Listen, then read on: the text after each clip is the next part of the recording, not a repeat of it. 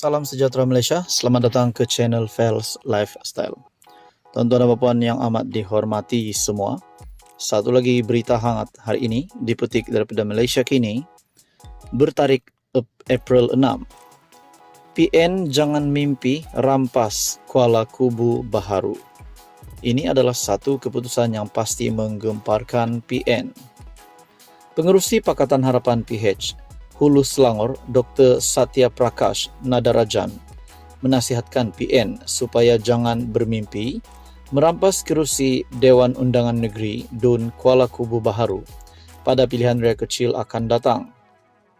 Kami PH mengalu-alukan sesiapa sahaja bertanding di PRK DUN KKB dan kami lihat ada beberapa pemimpin India sanggup bekerja sama dengan PN khususnya PAS.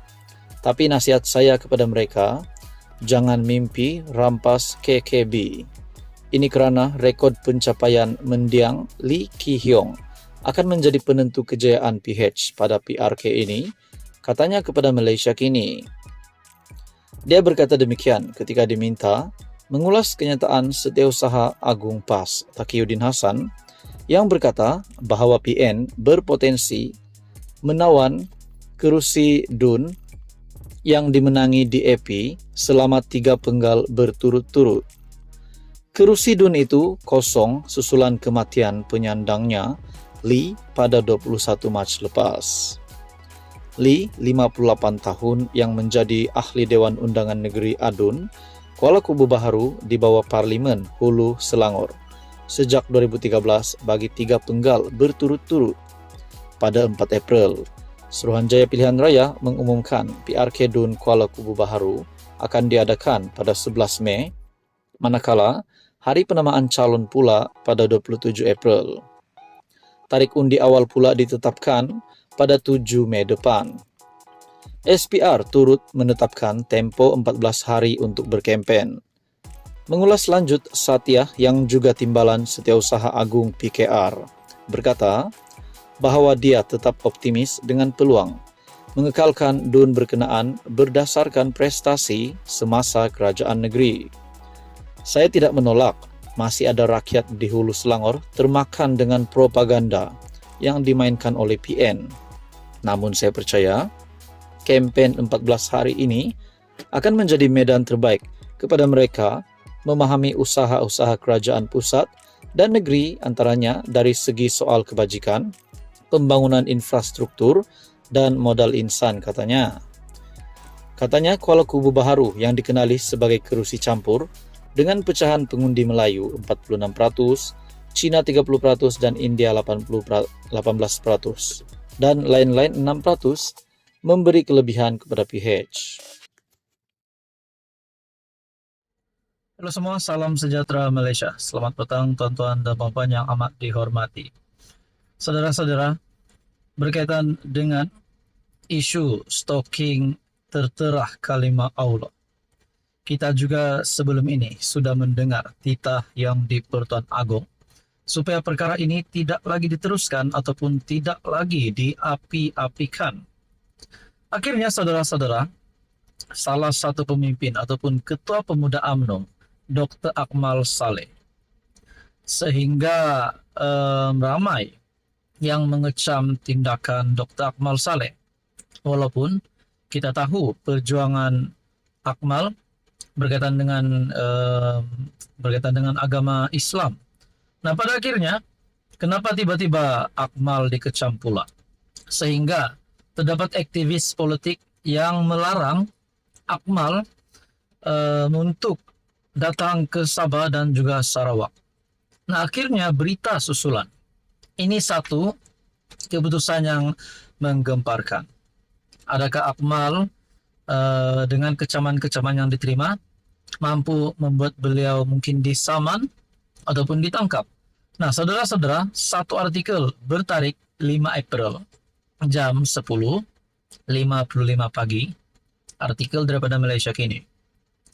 Akmal ditahan di Kota Kinabalu, yaitu KK adalah di Sabah. Menurut artikel ini bertajuk No Fear, No Surrender, katanya. Ketua Pemuda UMNO Dr. Akmal Saleh ditahan polis sebaik tiba di lapangan terbang antarabangsa Kota Kinabalu pagi tadi. Dalam hantaran di Facebook, Akmal berkata bahwa ini di sebalik dia dijadwal untuk merakam keterangannya di Ibu Pejabat Polis Dangwangi, Kuala Lumpur esok. Insya Allah, saya akan berikan kerjasama sepenuhnya.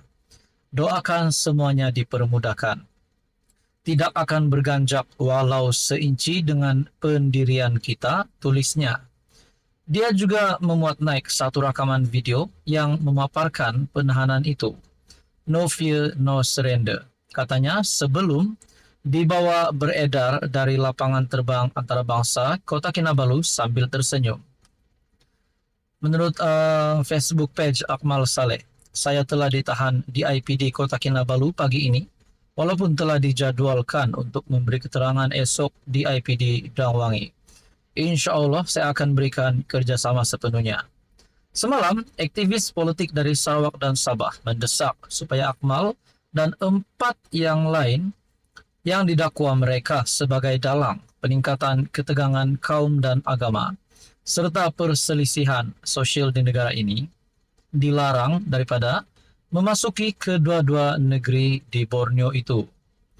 Menurut Persatuan Aspirasi Rakyat Sarawak, SAPA, dan Sabah Defenders of Ancestral Lands, MOPOT, gesaan mereka itu bertujuan untuk melindungi Sarawak dan Sabah daripada potensi, gangguan dan risiko kepada perpaduan sosial.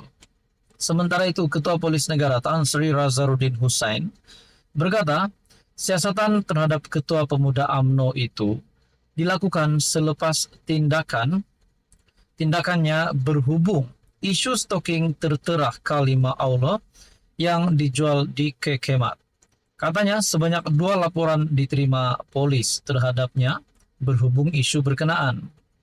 Kes disiasat di bawah Seksyen 4 dalam kurungan 1 Akta Hasutan 1948 dan Seksyen 233 Akta Komunikasi Multimedia 1998.